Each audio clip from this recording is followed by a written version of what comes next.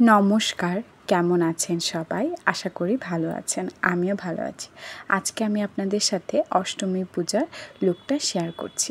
অষ্টমী পূজাতে আমি পরেছি হলুদ সাদার মণিপুরি শাড়ি আমার বোনও পরেছে সেম টু সেম এখন আমরা যাচ্ছি মন্দিরে মায়ের পূজা দেখতে অষ্টমী পূজার দিন আমরা সবাই অঞ্জলি দিই তো মন্দিরে এসে দেখি মায়ের পূজা শুরু হয়ে গিয়েছে এখানে মাকে বেলপাতার মালা পরানো হচ্ছে মায়ের মূর্তি থাকে অনেক উঁচুতে তাই মালা পরাতে বেশ কষ্টই হয় অঞ্জলি দিতে এসে দেখি মন্দিরে অনেক ভিড় এত মানুষ এসেছে আজকে সবাই পূজা দেখছে এর মধ্যেই মায়ের আরতি শুরু হয়ে গিয়েছে আপনাদেরকে দেখাই আরতিটা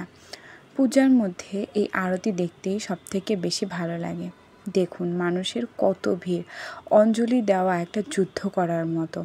এত গরম তার মধ্যে ভিড় অঞ্জলি দিতে এসে ঘেমে নিয়ে সকল মেকআপ গলে গিয়েছে তবুও সমস্যা নেই মায়ের আরাধনাটাই আসল একে একে এখানে ধূপ দীপ সব কিছু দিয়েই মায়ের আরতি করা হচ্ছে এই একটা বছর ধরে আমরা অপেক্ষা করে থাকি এই অষ্টমীর অঞ্জলি দেওয়ার জন্য নতুন জামা অথবা শাড়ি পরে আমরা মায়ের কাছে আসি অঞ্জলি দিতে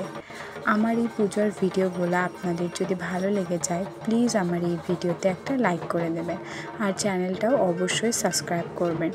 এবং পাশের বেল বাটনে ক্লিক করে রাখবেন যাতে আমার আপলোড করা ভিডিওর নোটিফিকেশান আপনার কাছে সহজেই চলে যায় এখানে দেখুন চালুন দিয়ে মায়ের বরণ করা হচ্ছে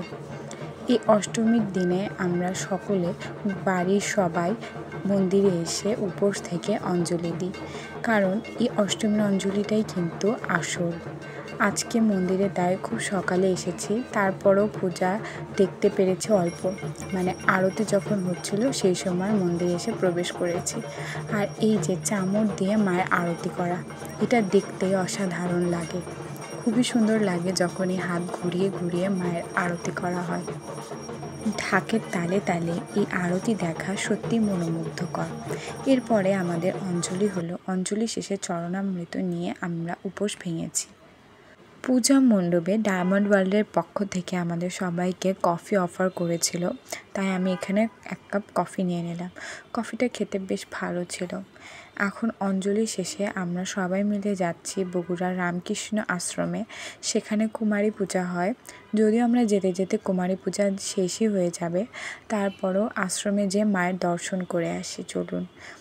এইটা হলো বগুড়ার রামকৃষ্ণ আশ্রম আর এখানে ঠাকুরের মূর্তি রাখা রয়েছে এখানে নিত্যদিনের পূজা হয় তবে দুপুর হয়ে গেছে যেহেতু তাই মাকে ভোগ দিয়ে সব কিছু বন্ধ রাখা হয়েছে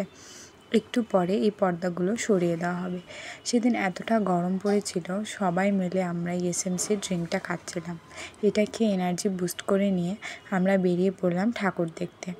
এখানকার ঠাকুরটা এক কথায় অসাধারণ